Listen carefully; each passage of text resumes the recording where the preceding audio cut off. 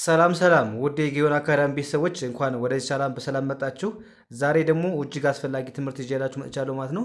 ማወቅ ያሉብንን የእንግሊዝኛ ቃላቶችን እንዴት በቀላል መንገድ ማንበብ መጻፍ እንደምንችል እንዲሁም ትርጉማቸውን እንዴት ማወቅ እንደምንችል የምናይበትን ትምህርት ወይም ቪዲዮ ይዤላችሁ መጥቻለሁ ማለት ነው። ስለዚህ ቪዲዮ እስከ መጨረሻ ማየት እንዳትረሱ።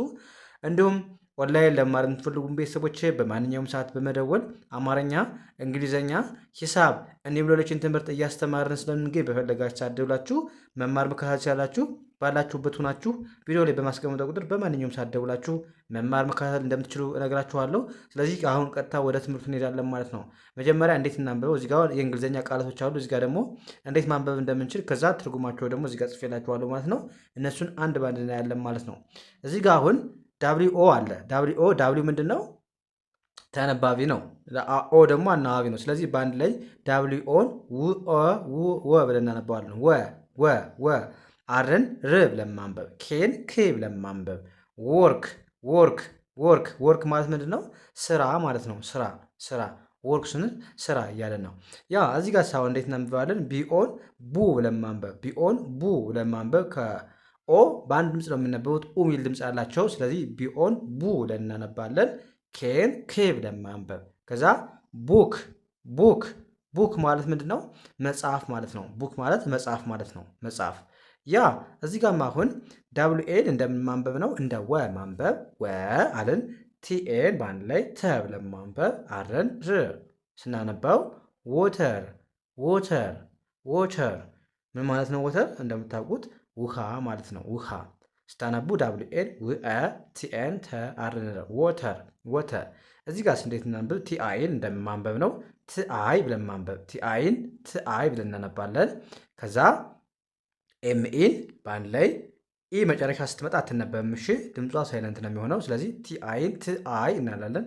ትአይ ኤምኢን ም ታይም ምንድን ነው? ጊዜ ማለት ነው። ታይም ማለት ጊዜ ነው እንደምታውቁት። ስለዚህ ስታነቡ አይ ም ታይም። ከዛ እዚህ ጋር ኤፍኤን ፍአ ኤምአይን ሚ ኤልዋይን ሊ ብለን ማንበብ ፍአ ሚ ሊ ፋሚሊ ምንድን ነው?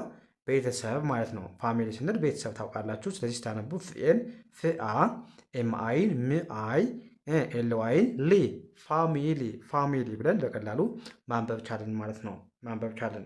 ያ እዚህ ጋር ሳው እንዴት እናንበው? ኤፍን እንደማንበብ ነው። ፍ ብለን ማንበብ፣ አርአይን ሬ ብለን ማንበብ፣ አርአይን ሬ፣ ኤንን ን ብለን ማንበብ፣ ዲን ድ ብለን ማንበብ። ፍሬንድ ማለት ደግሞ ምንድን ነው? ጓደኛ ማለት ነው። ጓደኛ ፍሬንድ። ያ አሁን ወደ ቀጣይ ማለፍ እንችላለን ማለት ነው። ያ እዚህ ጋር ምን ይላል? ኤች ኦን እንደማንበብ ነው። እንደ ሆ ማንበብ ኤች ኦን ህኦ ኤምኤን ም ብለን ማንበብ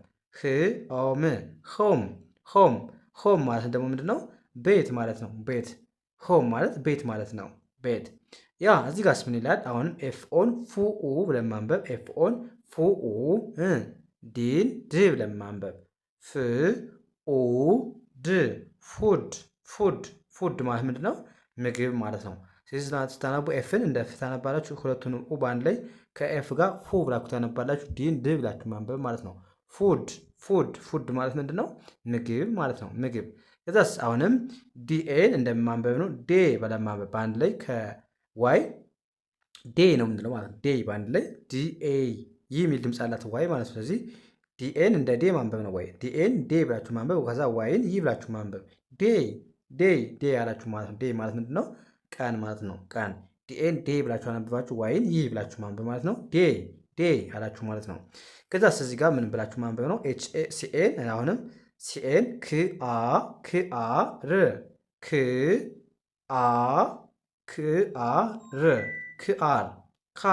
ካር አላችሁ ማለት ነው። ካር ማለት ምንድን ነው? መኪና ማለት ነው። መኪና ካር ማለት መኪና ማለት ነው። ያ እዚህ ጋር ኤፍኤችን ቢቅርታ ፒኤችን እንደ ፒኤች ኦን በአንድ ላይ እንደማንበብ ነው። ፒኤች ኦን በአንድ ላይ ፎ ብለን ማንበብ ኤንኤን ን ብለን ማንበብ ፎን ማለት ምንድን ነው? ስልክ ማለት ነው። ፎን ስንል ስልክ እያልን ማለት ነው። ፎን ማለት እንደምታውቁት ስልክ ማለት ነው። ስልክ ያ እዚህ ጋር ምን ይላል? አሁንም ኤልኤን ለ ብለን ማንበብ፣ አርን ር ብለን ማንበብ፣ ኤንን ን ብለን ማንበብ።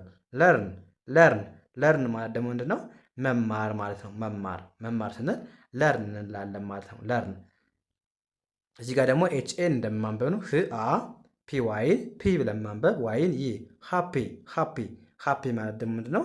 ደስተኛ ማለት ነው። ደስተኛ ያ እንደዚህ እያደረጋችሁ በቀላሉ የእንግሊዝኛ ቃላቶችን በቀላሉ ማንበብ መጻፍ ትችላላችሁ ማለት ነው።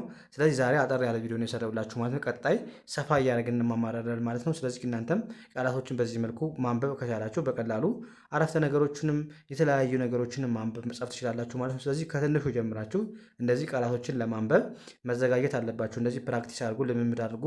ስለዚህ በዚህ መልኩ ተለማመዱ። ዛሬ እዚህ ጋር ይበቃላል። ቀጣይ በሌላ ትምህርት እስከምንገናኝ መልካም ጊዜ ተመኘሁላችሁ። ሰላማችሁ ብዝት ይበልኝ። ሰላም ሁኑ።